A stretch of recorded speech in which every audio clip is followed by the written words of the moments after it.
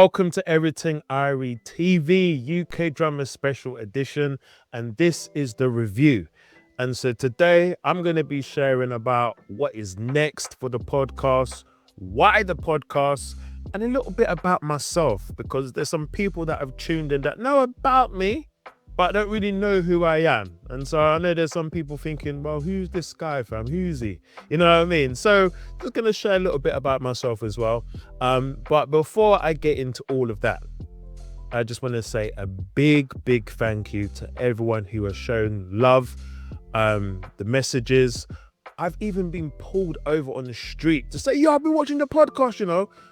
Fam, that means a lot to me. I had no idea how much people have tuned in and watched, and I've just got nothing but love. So I do appreciate it. So I just want to say a big thank you to you. I really appreciate you. So why the podcast? Like, why now? So the triggering moment for me, actually, before I even get to that, this idea has been in my head for a long time, and I'll be honest, I was doubting myself, like, oh, should I do it? Am I the right guy? Maybe someone else should do it. Someone who's maybe a bit more popular should do it. You know what I mean? So I was doubting myself for time, like if I should do it.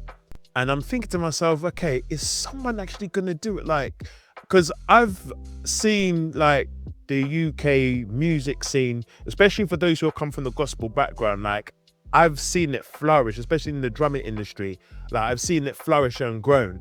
And so I'm like, surely someone's gonna talk about it. Like, come on, like, do you see what's happened here? But no one was doing it.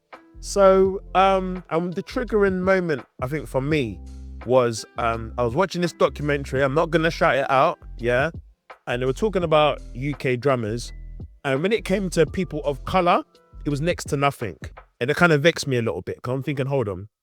The amount of contribution that the black drummers, especially from the gospel industry, have contributed to the music scene has been phenomenal. And the fact that it hasn't been talked about was just like, yo, it's sad. I can't lie, it's sad. And so I said, no, we need to highlight some people who have done some amazing things in the drumming scene. So that's why I've done the podcast. For those of you who are like, well, who's this guy? Do I even play drums? Yes, I play a bit of drums. Yeah, I play a little bit. So yeah, I'm actually a professional drummer. I've been playing since I was what? About 1.5, 2. I've been playing from a young age. My dad was actually a drummer. I kind of got into drums because of him, really. And my church that I grew up in was it was a musical church. It was a musical church. Like there will be several Sundays where there was no preaching or nothing. It's just pure music. And so obviously that really inspired me as a young kid. So yeah, I've been fortunate to do some pretty cool stuff over the years. And I've been kind of in the background, like you see me, but you don't see me. You know what I mean? And I've just really seen like the UK scene just taken off. Some of the drummers that you see now, some of your favorite drummers, you know, I remember seeing them at little gospel concerts, you know what I mean? And then seeing them do big stages now is just been absolutely amazing. And I thought it'd be good to talk about it, you know what I mean? The first episode that we showed on our YouTube channel was from Gareth Brown. He is someone that has been on the scene for a long time. He's someone that I highly respect, and he is well respected in the scene. And so, yeah, I want to show a little clip of the episode from Gareth Brown. I was doing the Birmingham scene, more of a jazzy scene, because there's not really a pop scene in Birmingham. Yeah. And I just like, there's more. I need to be in London. There's more gigs, there's more, the big TV shows, the big gigs, all the big managements, they're in London. I need to be there. And yeah, people like Velroy, Andrew Small, Jerry, Thin, those guys out there, was definitely, if they can do it, I can do it. But even without their help and their visuals, I was visualizing being on those stages. My first professional gig was with a band called 9 Yards, signed to Virgin. I did an audition, super nervous, came down to London from Birmingham. I was staying with my aunt at the time, who had a place in London. And went to this audition, did my thing. I'm like, okay, wait here. Call me back in the room. Okay, you got the gig. I'm like, what? I got the gig. Must be excited, man. Bro, I could not believe it. And they saw the excitement and they were like, well, what are you going to do now? I'm like, well, I don't know, go back to my aunt's house and, I don't know, celebrate or whatever. What were you at that time? You don't remember asking? I was 19, I believe. So at 19, at 18, I kind of started coming down to London, trying to work out the scene, going to jam sessions, open mics, meeting as many people as I could, and got this 9 Yards audition. Got the gig and they were like, well, what are you going to do now? I'm like, well, probably just go home. And they're like, well, do you want to come with us? We're going to a party. I'm like, So as you saw, Gareth Brown took a big leap of faith to move from Birmingham to London.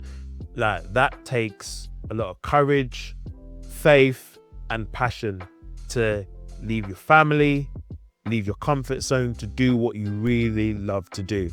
And you're just relying on networking, you know, and just having faith that, okay, if I play at this place, it will connect me to this place and this person, you know what I mean, is all a faith move, you know what I mean? So big shout out to Gareth for making that move, because I'm sure that inspired a lot of other musicians to get out of their comfort zone and just chase what you love to do. And look what's happened, you know what I mean? So imagine if you didn't make that move. Who knows what would have happened? So big shout outs to you, Gareth, man. Thank you again for joining the podcast, man. I appreciate you, man. The next person I want to talk about is Andrew McLean. Now, he's someone that I found on Facebook by accident, and I was immediately inspired by his playing.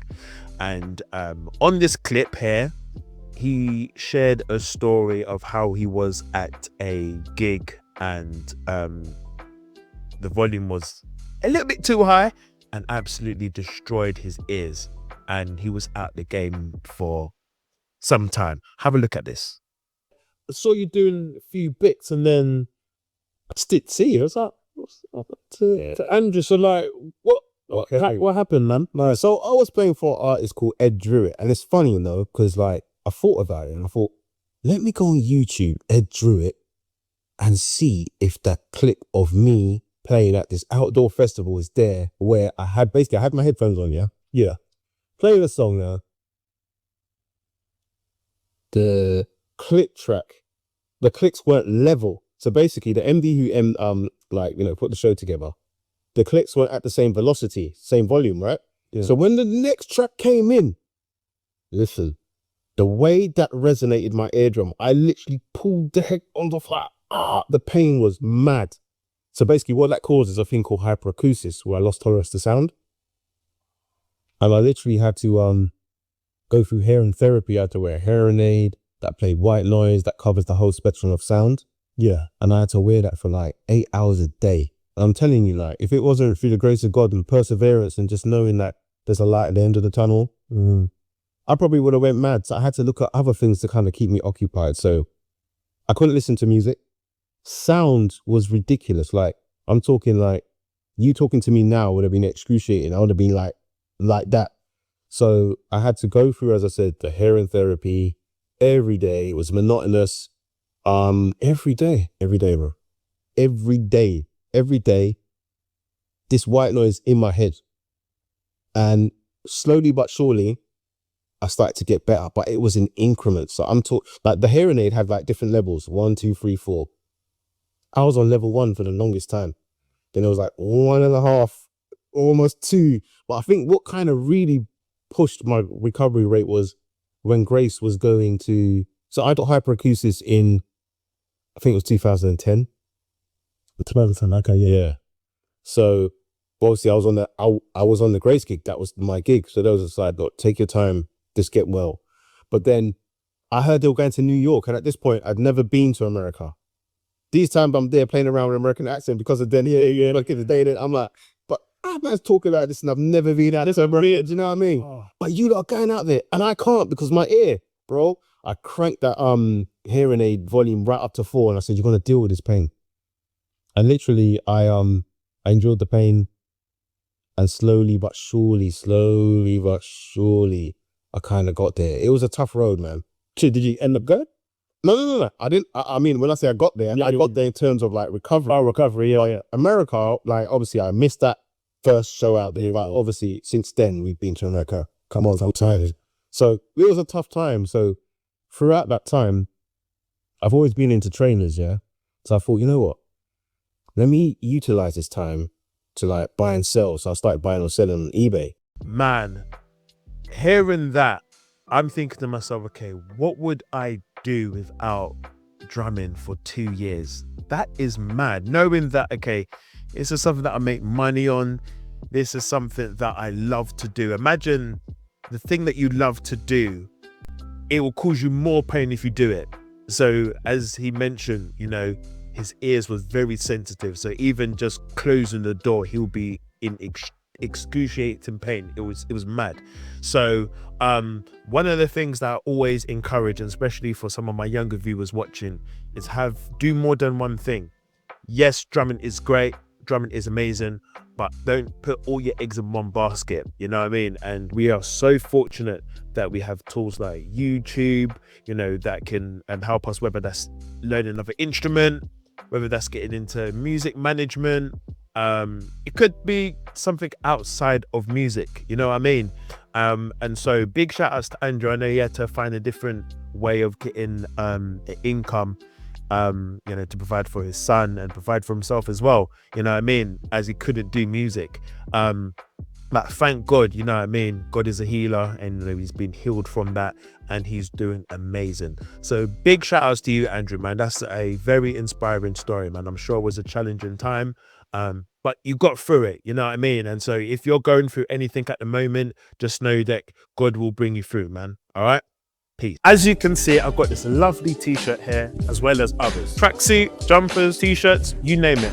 If you want to get yours, just go to www.kingsimagedesigns.co.uk. And if you want a discount, just type Everyting Irie for a discount. Walk in love, walk in grace, walk in fashion. Peace. Yes, so my next guy, man like Mr. Sam Blue. He was someone that, you know, I saw on TV doing Kareem Bailey Ray, and he's done so much stuff, but he's just so humble about it. I love it.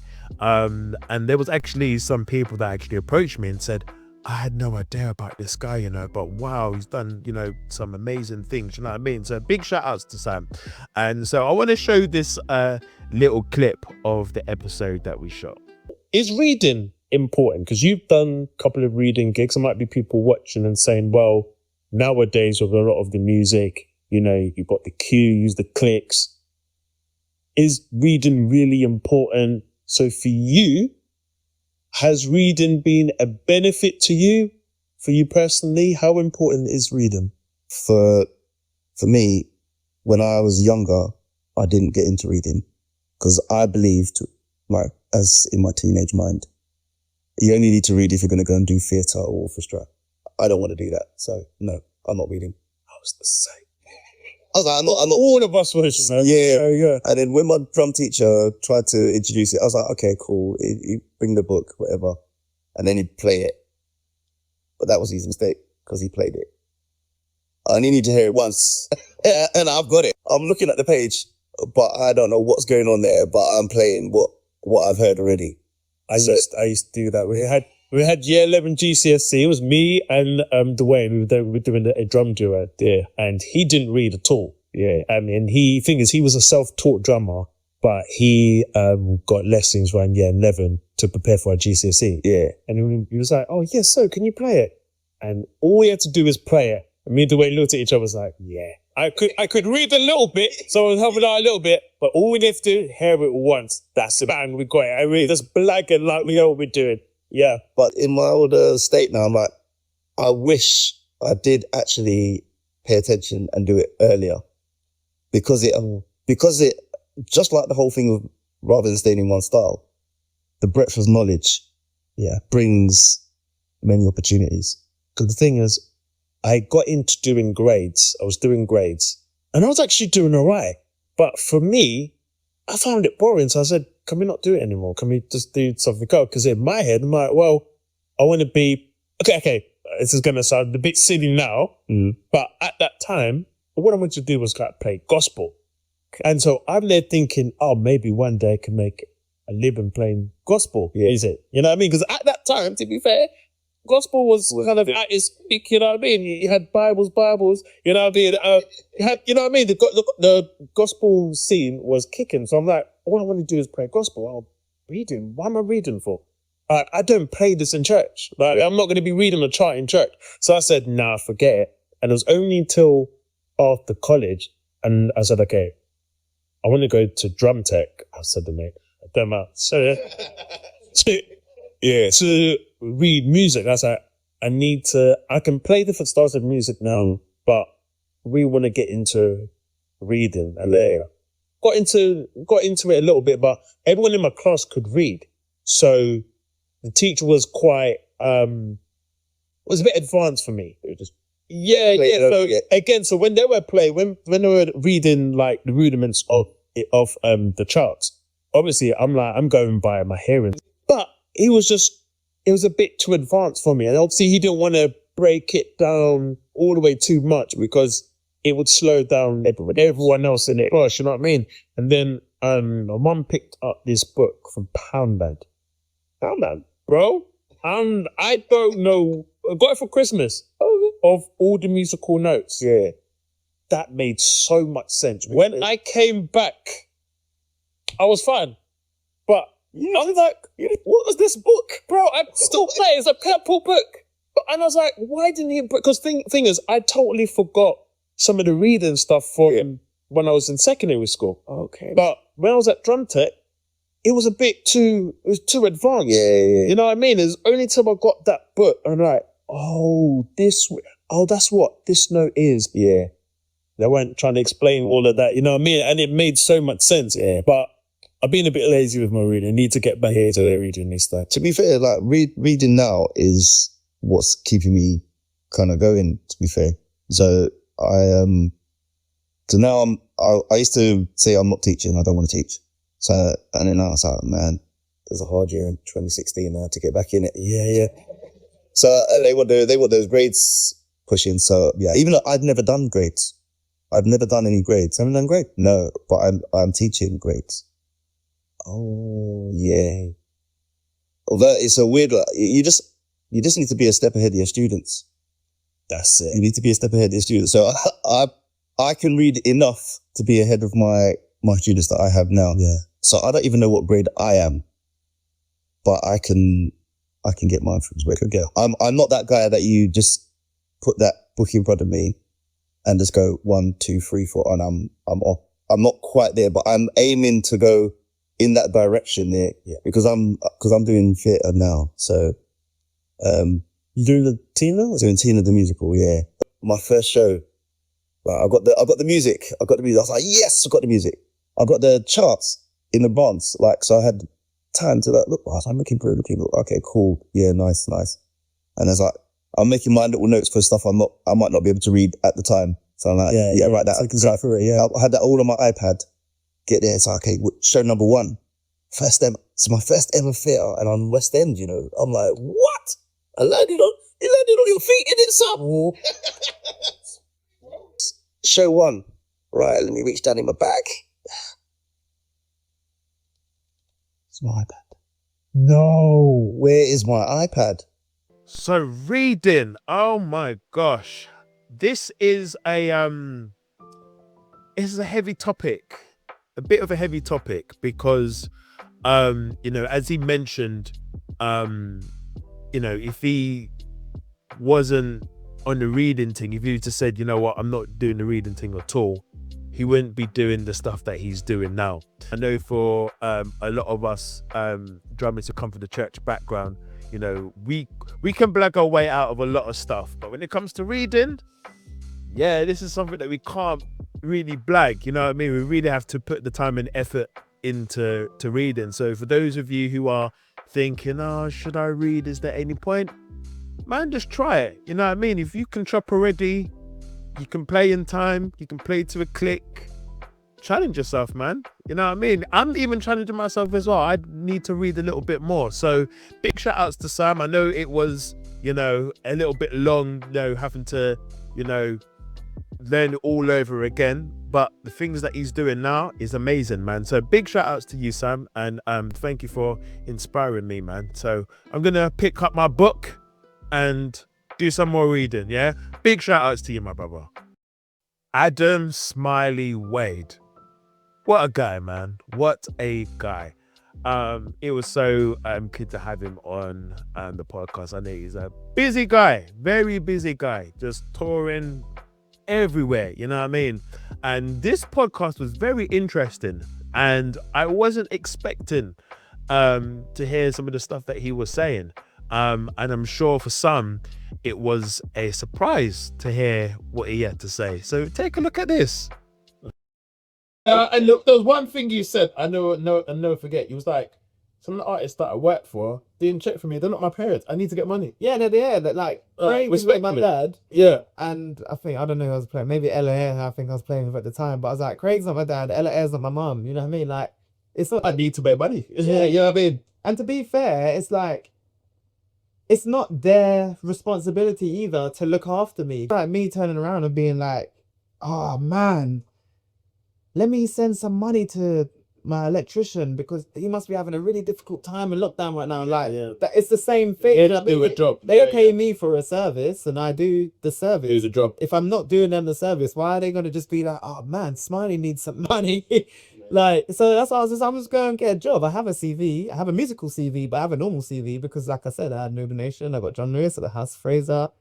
I've got this spa. I've got all these other things under my belt because I'm not lazy. Do you know what I mean? If I need to make money, I'll make money. You make money. So I've gone to these places to get work. So when it was time for me to get a job, like, don't get me wrong, for about 6-7 months, I did chill in lockdown. I was, well, not maybe not 6 months, but from like March or whenever it was that we went to lockdown until maybe like September, I was just kind of like, meh, I just want to see how it goes because I had savings. So it allowed me to chill. You know what I mean? I wasn't broke.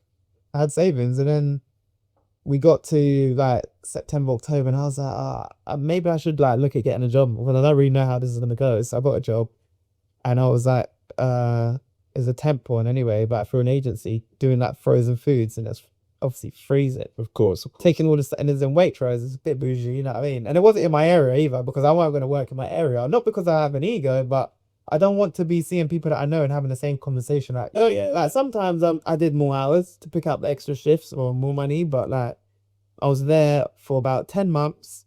Then I went into rehearsals with Ella Air and Craig David. And then my first gig out of lockdown was at Penfest, which is in High Wycombe, yeah, which is obviously my hometown. So loads of people that would have been in attendance, so a lot of people that I've grown up with or like know or my family or whatever. And yeah, I was playing with Ella Air at one slot, and then maybe like there was someone in between, and then I played in Craig David after. When you work normal jobs, you learn how to work in a professional environment. Of course. And so when you don't work when you haven't worked in a professional environment, and then you've already done music, sometimes you don't, there's certain etiquettes that you don't learn. Yeah. Or you pick them up later on in life. Whereas I've been able to be like, well, I've worked at Noodle Nation, Chinese restaurant, when I was 16, where my manager's like, oh, can you like clean the bottom of the table legs and, you know what I mean? Like clean the toilets. And so if William says to me, can you not do a drum fill? That's nice. It's nothing. Yeah, so I'm like, yeah, fine. Pleasure. Yeah, like, cool. You know what I mean? I'll just play Billie Jean, you know what I mean? Yeah, it's fine. Keep it simple. And, you know, you learn to love the simplicity as well. Man, that is deep. Knowing that, okay, you're not relying on other people to make an income. You know what I mean? Yes, I'm a professional drummer, but I need to go and work.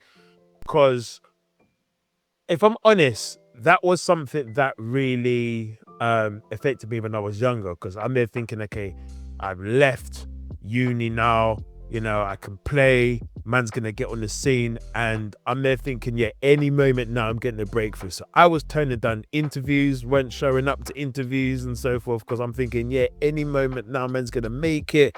and it didn't happen. And then it got to a point where it's just like, okay, I've got to go and work. And so I remember being at there was a time where I was doing night shift at Amazon, and then I would go and sleep at church for an hour, take the bus, go and do drum lessons, come back home, sleep for a bit, do a gig, and then get back to doing my night shift. It was a hustle, but symbols don't pay for themselves.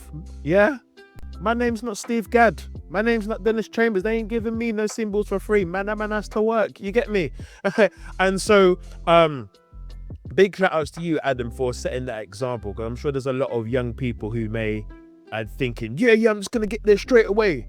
You need to save up for gear. You need to save up for, you know, your drumsticks, you know, just even in life, you know what I mean? Like London is, especially if you live in London, Rasta is expensive. You need to work, yeah? And the thing is, the reason why I think when I was younger, why I didn't want to do the whole job thing, because I'm there thinking, it doesn't look cool. Like, it don't look cool knowing that, wow, I'm working in Debenhams and I'm a drummer. What? You know what I mean? Like, I'm thinking, okay, someone catches me and says, hold on, what are you doing in Debenhams? I thought you was a drummer. It just didn't seem cool, you know what I mean? But it got to a point where it's just like, okay, bun being cool, like, it'd be nice to have some money, you know what I mean? So big shout outs to you, Adam, for setting an example. And you were doing big stuff, you know what I mean? It wasn't like you weren't doing, you know, some little things. Like, you were doing some major stuff, you know what I mean? But money you have to make, you know what I mean?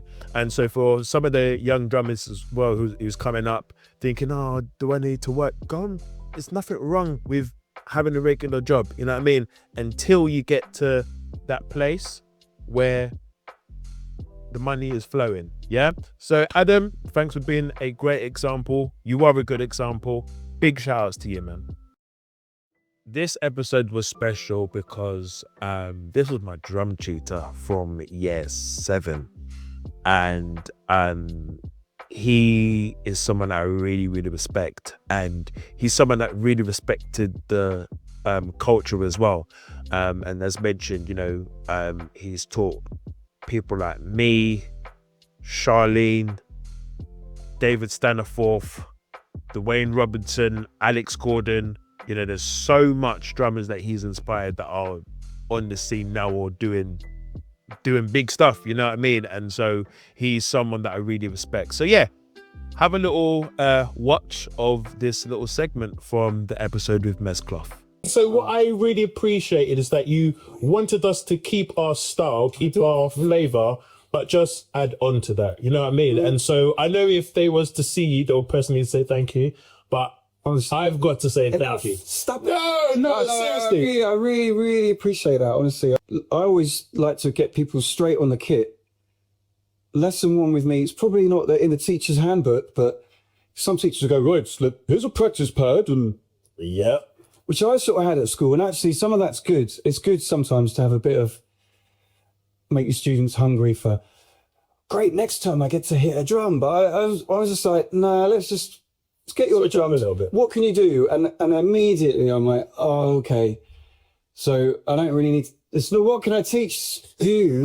You can't already do. No, seriously. And I remember with Charlene as well, just sort of going, you have to keep your poker face as a teacher, go, great, okay, nice, good doing it. Secretly you're sort of thinking, oh my gosh. I was like, he'd be gigging already, you know. And sorry, they're long-windedly trying to pay my massive respect to whoever you got your training from. Is it the church? Yeah, so obviously from church, and Dad played drums as well. So there was always like drumsticks and stuff in the house. But in terms of learning different styles of music, that came from you. Oh, thanks. Yeah. Oh. So what I want to know, I want to get into your back. Because that's what I could teach you guys. Yeah. Really, in all seriousness, I didn't need to go, you know, this is a hi-hat, all of that. That would be done for you all that. I was very lucky, but also it's kind of a bit daunting because you're thinking, well, that's normally my first term is, this is a stick, this is a fulcrum, all of that. This is a cymbal. Yes, and you're like, yeah. Okay. Man. What do I know that you don't? Because I'm older. Maybe I've had to learn other things, and And thanks for putting it so nicely. That was exactly why, although I didn't realize at the time, but you just summed it up. That's all I could do. It was like, well, yeah, I could make you into me, put all that stuff to one side and do it, but there's no point. And also, I was actually, you know, envious of the music that you lot were playing as young people, you know, growing up through a different, probably slightly different system to me. And the last thing I want to do is say, don't do that, do what, you know, so it's great. So yeah, I was just trying to add on and that's what a teacher does, you know. I think that's what a good teacher. I think so. Yeah, big shout out to Mez, you know what I mean? As I said, he's inspired so much drummers, even outside of St. Andrews as well, you know what I mean? And he was someone that I had to bring him on. I had to bring him on. Like, I think it would be disrespectful not to have someone who really taught me and helped me to be the drummer that I am today. You know what I mean? He's a good drummer as well. He's good, man. He's good. So yeah, check him out as well if you don't know about him. But yeah, big shout out to you, sir. I appreciate you. This one was very special and deep. Michael is my brother, man, and it was just so funny how we met. And at that time, I wasn't happy with the level that I was in my drumming. I think I got too complacent. You know what I mean? I was just kind of, I was like, yeah, I can do my thing. And then when Michael came on and blazed the drums, and the passion he had was just amazing. And I had to bring him on. And we both went through through the same situation where, unfortunately, you know, we lost our mother. And one of the things that's not talked about is managing grief as a musician, and especially with our mental health as well as musicians. That's not talked about. And so I'm just going to show you a little clip of what we talked about. If you haven't watched it yet, have a look. At this point, you're working with Governor, you're working with Lethal Blue, you're working with Mo Robinson. So from the outside, it looks like, yo, this guy's living on a mountaintop. Like, everything is just nice, everything's cool. And then February 2017, comes. Like, do you mind explaining what happened? Or? I lost a very, very, very close person to me, my mother. And I think definitely that internal fight was there, man. Like, it was definitely, I think for me, it was weird. It was like, it pushed me towards music, but also pulled me away from music. Because it's like, music is kind of like your outlet, innit? Yes. Do you know what I mean? But then how can you go to it if you actually don't want to even do it? Do you know what I mean? But it's like, but I know I need to, but it's giving me the PTSD, you know what I mean? And things like that. So yeah, definitely that internal struggle with music was real. Definitely, because especially when, you know, I'm playing, I always remember why I'm doing it, of course, and how I started. That's always keeps me grounded, you know? So obviously being around major influences like my mum, who literally, she can sing, play percussion, play drums, like literally that's where I got all of it from. So yeah, literally, like, I guess not having her there, you know, it was tough. It was tough because that was like my backbone. Of course. Yeah, of course. Listen, because this is a part that people don't talk about, yeah? So look, as musicians, we don't get, I'm not sure if this is the right terminology, so forgive me. No. We don't get grief pay. No. The work that we do, we can't call up, you see, like other industries, they can call and say, yo, I've lost my mum or whatever, this has happened to me, and you can go a whole 2 weeks and still get paid. Yeah. We don't. Bro, this Saturday, we can't do that. This Saturday, a week after, this was 1 week, I had a function booked.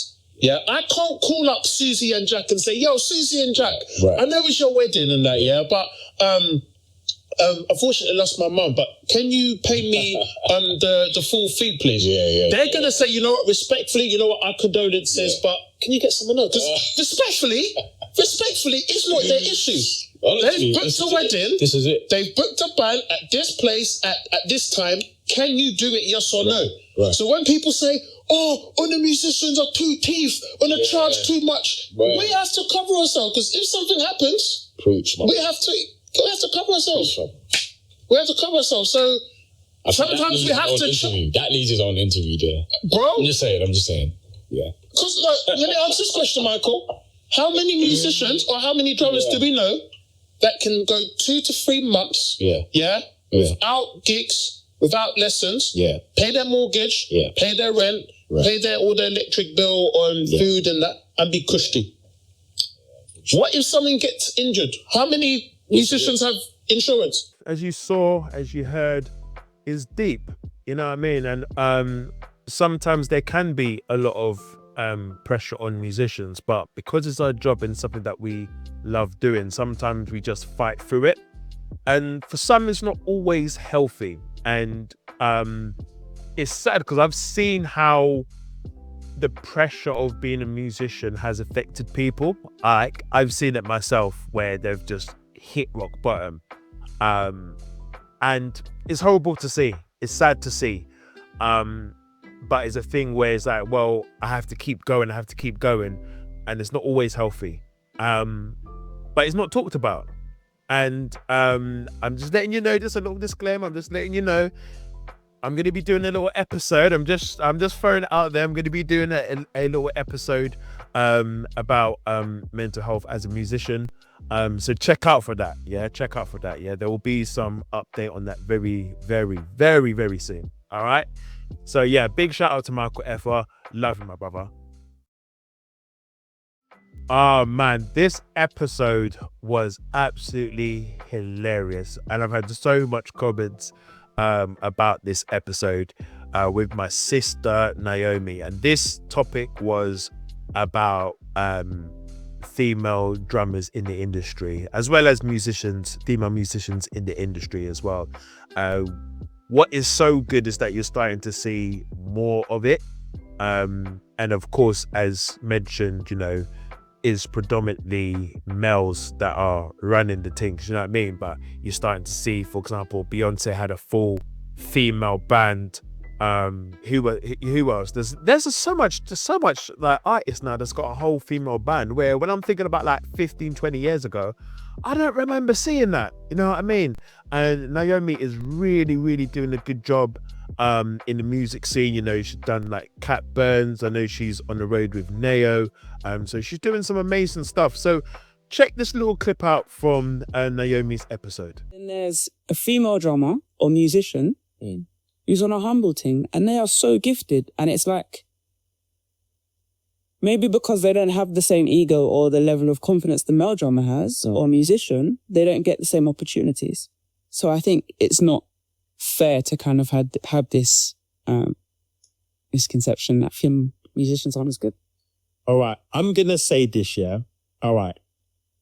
I'm about 98% sure that if I put you in a room with other drummers, I would know that it's you playing. Like, you actually have a very distinct sound. Oh. No, you do. You do.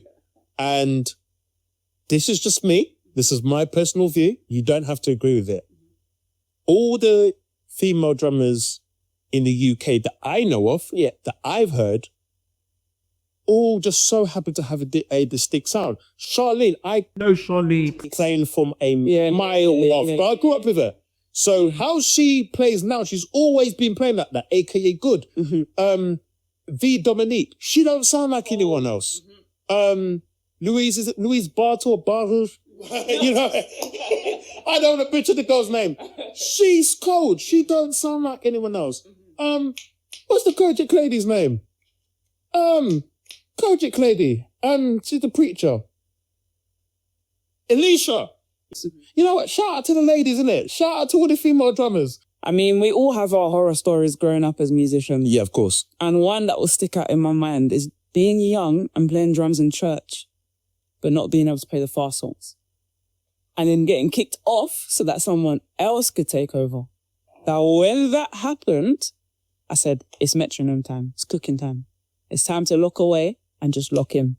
It was a tour that came in. Yeah. I'd probably say, I think like 2021, I think. 2021, around those times. And I was working for Royal Mail. And I was like super conflicted because I was like, oh, how am I going to get the time off at Royal Mail to do this tour? How's it going to work? Didn't know what to do. Went to my dad because he's great with advice. Yeah. And he sat me down and he was like, if you really think about it, in 10 years to come, what's going to stand out more in your mind? The tour that you did or working at Royal Mail? And I was like, the tour, easily that. Oh man, as I said, I really enjoyed this episode. We were just flowing. So Naomi, thank you to you, sis. Yeah, big love to you. My brother Junior, man, this was a very touching episode. A lot was talked about, you know, from him, you know, being on the roads and having to kind of leave that lifestyle and pursue something that he loves to do, you know what I mean? And there's just that constant battle, like, okay, do I leave the road life or do I pursue this drumming thing which don't look cool, you know what I mean? And just to see what he's doing now is just amazing, and to see his journey. You know what? Let's take a look at this little episode. Have a look. Again, you're from ends, you don't really know how to maneuver yourself and you want to be the cool kid and whatnot, but everyone's rapping, everyone like was singing, but to say you play drums wasn't really cool. But I remember,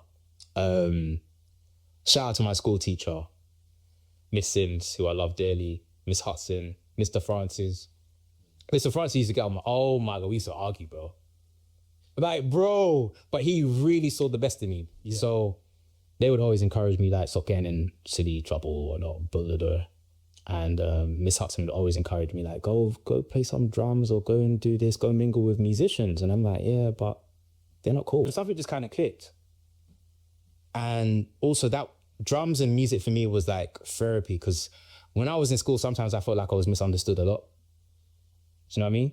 So I kind of react to things differently from everybody else. Yeah. And then also, like, really and truly, drums really got me out of trouble. So from the outside, it looks like, hold on, look, like you're doing something that you love. Yeah, why are you depressed? Yeah, facts. But hear this though, like, you know what's sad? I didn't even know I was depressed till I did the Manchester show. Was that after? This was before the London show. Okay.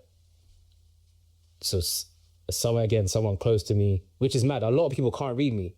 I can read everybody, but a lot of people can't read me, yeah? But this woman here clocked me. You know what happened? Came off stage, everybody's hyped. I'm obviously hyped. I'm like, rah, man did whatever. Funny enough though, to even make this even the way it is now, like, Koji was depressed as well. We were all going through stuff, but he was depressed as well. So we just had this special bond in it on tour. But bruv, I got shook because no one has been able to read me. Because I'm on tour, bro. Yeah. And every gig I've been on with my whole life, I depend on you, man. Your energy. Like, you just got something in you that you just make the whole run. I'm just like, this is pressure already. Like, I'm not even on stage yet, bro. And I'm just getting pressure like that. Because I'm some sort of, I don't know what to call it. Everyone just relies on your energy, your spirit. Yeah. But I felt like I was doing well. And I got C. Yeah, when you came to the show, I think it hits more because I was so happy you came. And if I'd be honest, if you didn't, and even the amount of love that you showed me before going on stage, probably might have not messed up the gig, but I just wasn't there, bro. Just wasn't there mentally. I wasn't there mentally, bro. And I prayed 3 times and I just felt... That's important to have your people there, though. Yeah, I mean, for support. Yeah, you just don't know what people are going through. You know what I mean? You just don't know. So if you can pull up on your friends and support them, support your friends, man. Support your people and genuinely do it. Genuinely do it. You know what I'm saying? Not to get a gig out of it or something. Like, this generally comes just to show your support, because you just don't know. Why I really took a liking to Junior is that he put the hard work in. You know what I mean? And I was able to see that, like, after college, he's going home and practicing. And as well, another thing that was mentioned as well, and again, this is something I'm going to be touching on and talking about, is the mental health side of being a musician. You know, you're playing, you know, for a established artist and you're depressed? What? You know what I mean? Again, this is something that is not talked about. And so I know with a lot of people who may not be into music, when you look at some musicians on the stage and they're having a good time, they're smiling, they're grinning teeth, and they've got the gear, everything just looks great. But that's for like 60 to 90 minutes. What happens to the rest of the hours behind the scenes that people don't see? You know what I mean? Do we have challenges? Yes. Is there some stuff, that needs to be worked out? Yes. But at the end of the day, it's our job to make sure that you as the audience are entertained and that you have a good time, because you're the one paying for the tickets, you know what I mean? And so as much as it is a blessing to be on the stage and stuff, but sometimes they're battling. Some of us are battling. And so my encouragement for those, especially who are not a musician, for those who are not musicians, or you know what, even to those who are musicians, check and see, okay, is my peers okay? Like, how are you really doing? Like, not, I'm unsplashing, I'm just doing this gig. No, how are you really doing? You know what I mean? That's something that you don't really see often. You know what I mean? So just check on your fellow peers, man. You know what I mean? So big shout outs to you, Junior, man. You are definitely an inspiration, man. Love you, my brother. Yes, this episode with Pastor, Bishop, Prophet, all of that. He's all of it. Yeah, man of God. Yeah, man like Ben. This was interesting because what I wanted to do is come from a different angle.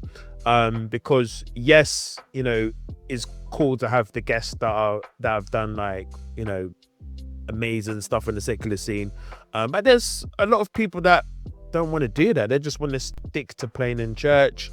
They want to know what to do, spiritually as a musician. I want to know, okay, well, what do I do spiritually? How can I, get closer to God in my instrument? What do I do? You know what I mean?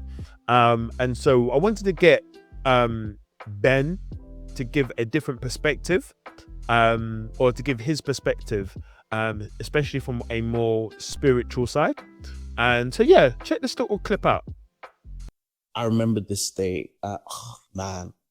Man, it was myself, Ruth Smith, played sax. It was Uncle Dan on bass, Dan Corso on bass, and Steven Scaps, DJ Scaps. I don't know if you know him, but he's quite well known now as a DJ, but he was on keys. And it was like almost like a half night. And I remember that day, Uncle Dan picked up the bass, was playing, but then something shifted in the atmosphere. I don't know what it was, but it was almost like I could hear, I believe it was God, Holy Spirit, but I can hear someone saying, build. Was building, and for some, we all as musicians could feel something dawning on us. Yeah, I kid you. By the time we opened our eyes, we were still playing.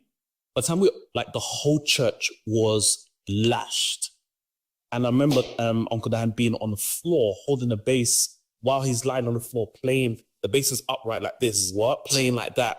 It was so crazy to the point where the pastor had to come and pour oil on him and the rest of us because we could not stop playing. It was just something took over. And that's when I found out as a musician that you can bring deliverance into the room. This is it. And that day marked me for life. And I always say to myself that no matter who I become in life or whatever I do in life, if I ever play, I want to be able to play the sound of heaven that can bring deliverance to someone. And this is where I tell my story. So the first time I met you, this was a event that Anthony King was a part of. Right. There was a church that was about to close down and they'd done a fundraising thing. Yeah. So we spoke beforehand and we realized, we had mutual friends, but I've never actually seen you or heard you play. Yeah. So I was part of the house band. So I said, you know what? Let me jump on the drums. I played for that house band. Yeah.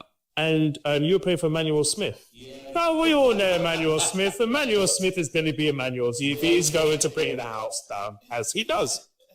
Anyway, you jumped on the drums. And I was like, this guy knows Jesus. Wow. You have a relationship with Jesus, because how you prayed with such anointing, power, authority. You were sensitive. I can count on one hand how much time. I've seen a lot of drummers. Now, some drummers approach worship as a slow song, or they treat it as a ballad. You treated it as, no, you know what? Someone's going to get delivered today. Someone's going to be set free today. How you prayed was like the devil was on top of the Remo logo, and you beat the hell out of it with words. And I'm like, and there was a guy who's standing next to me, and he was like, oh my gosh, the drummer, oh my gosh. And I might be wrong. I don't think he was reacting like that because of how you were playing, right? You weren't flicking the sticks, you weren't doing nothing fancy, but I think it was the anointing that you carried when you was playing that. Wow. So my question is, where did that come from?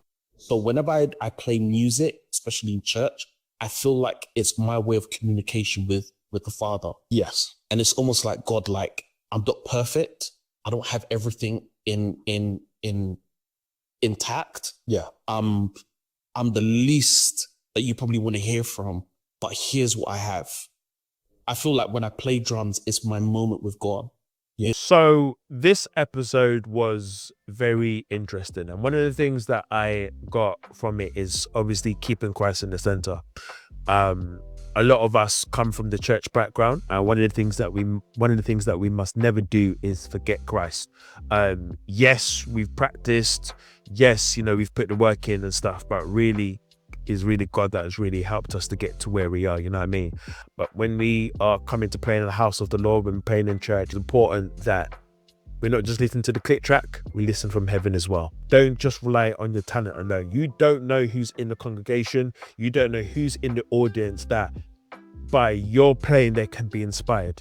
As I mentioned on this on this episode, if you watch it, I was about 12 years old, and someone gave their life to Christ because of my playing. I had no idea, you know what I mean? But at that point, I'm just remembering now, I was starting to build my relationship with God and trying to take my walk with Christ seriously. And that was just one of the things that God done to show me that, okay, something deep can happen when you trust me, you know what I mean? And so, yeah, don't just rely just on your talent, rely on the Holy Spirit, and rely on God, and God will take you far. So big shout outs to you, Ben, for that. I appreciate you so much, man. Peace. Oh my gosh, I had the legend on my show. I had a legend, Mr. Velroy Bailey. He was highly requested, and I reached out to him, and he done the honors, and he actually made an appearance. So I really, really do appreciate him. So have a little look at this clip that we recorded. I would say, when I kind of came into it, it was, I kind of felt like I could do this. Yeah. But then that was the other real headbanger, because now that I'm in this is a different world. And when I was growing up, there were some players. And the thing is, there's a way of playing when you're playing gospel, and there's a method that can almost get you through every church service, and that can almost get you through every church gospel concert or gospel show. There's a method. I found out that that's not necessarily the same. You would have went out there. Yeah. There were some players, man. I mean, I grew up in an era where I'm the young kid, and you've got your, that's when, Andy Gungardin was ripe, and your Tony Masons and your Frank Tontols and your Richard Baileys and your Darren Abrahams and all these mad drummers, and all of these guys are like proper levels. So it took me a little while to settle, because all of a sudden I've gone from being this guy in the gospel industry where people have thought, he's great, and then I've gone down to sort of thinking, actually, you're a little mouse. You know what I mean? Okay. So it's a lot to do with yourself and your self-confidence, and I had to learn about how to run the right race, and which horse to use for which course. You had to learn that really quickly. The only thing that I would change is not anything to do with necessarily what us as musicians and that do. It would be that when I was coming through, people that managed, people that spotted artists like A&Rs and all of that, they were music people. And as a result, you would get better songs. Nowadays, if you are better, if you are a wizard at knowing how to use a computer, nowadays you're probably better off, you're more likely to write an accepted hit. And what I've noticed, this is just me, is that we don't give enough recognition to a lot of UK musicians that have been in the scene for a long time. You see it in America, but you don't really see it much here until they're 6 feet under. Yeah. So I feel that it's important that we give respect and honor. And I've been taught, give respect to your elders and for those who've done great things. And you've done so much great things in the music scene. There's a lot of people that you've helped behind the scene. And there's some people, we would not have known them if it wasn't for you. So, just want to give a little something just to show our appreciation to you. Oh, wow. So thank you for everything that you've done in the music scene, in the drumming world. So don't worry about it. So it was important that we honored this man. He's been on the scene longer than I have lived on this earth. And as mentioned, you don't want to wait until they're 6 feet under and then show appreciation. So one of the things about this podcast is that I'm going to be sending my flowers.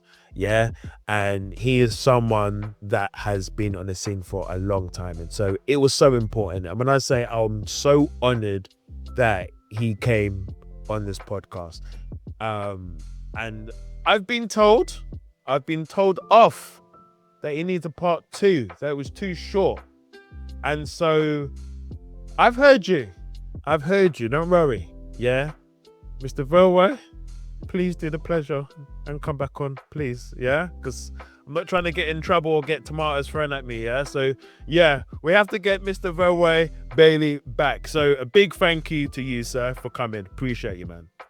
Before we wrap up, there was this book called British Black Gospel, and basically it was just like a little history lesson talking about the gospel scene back in the day, with the choirs, the singers. And one of the things that I wanted to highlight is some of the musicians and the drummers that were laying the beats down, you know what I mean? And I just think that is so important, especially as we've come so far. It's important that we highlight the history of the UK drumming scene. And so you had people like Verway, who was in the scene for a long time, longer than I've been on this earth, and there's going to be some more guests that I'm going to have on who's been on the scene for a long time.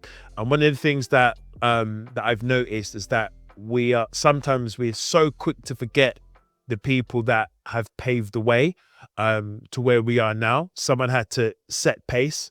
Someone had to start the trend, you know what I mean? And just to see how far we've come in the UK drumming scene has been absolutely phenomenal. And I just feel that it needs to be highlighted. And as I've mentioned, there's a lot of, drummers, especially some young drummers who have approached me who had no idea about some of my guests. And as I've mentioned, and as you heard, they've done some amazing things. And so what I want to do is make sure that the history is there. As things are moving quickly, we're going to be talking to, some drummers who are on the scene now, some up and coming drummers as well. Because you know what? The UK scene, especially if I'm comparing it to how it was like 15, 20 years ago, is a big difference, man. Like when I say we've grown. And from what I'm seeing is going from strength to strength to strength, you know what I mean? Which is good. but let's not forget our history. Let's not forget those who paved the way. You know what I mean? So that's one of the reasons why I wanted to do this podcast. But I want to say a big thank you again for all those who have watched. You know, you've taken the time out of your busy schedule to, you know, watch the shows. So I appreciate it. And for those who are new, who did not know about me, you know, I'm on Instagram, I'm on TikTok. I'm just a friendly guy. And please stay tuned for season 2. We have some special guests on season 2. And as I mentioned, there may be some special episodes that we may throw out as well. So please be on the lookout. If you haven't liked or subscribed, please like and subscribe. There's some amazing stuff coming up. But again, a big thank you to you all. And if there's anything that you would like to see on this show, please let me know. Comment down below. And I'll be honest, I didn't want to do a podcast. Yeah, this is outside my comfort zone. Yeah, so I'm doing my best here. Yeah, I'm doing my best. Yeah, a lot of people were saying that I need to do a podcast. So I thought, okay, I'll do a podcast, but let me talk about something that I love, and which is drumming. But again, thank you to you guys. I appreciate you. Again, let's stay connected, man. Reach out, comment, like and subscribe, and I will see you soon. Peace.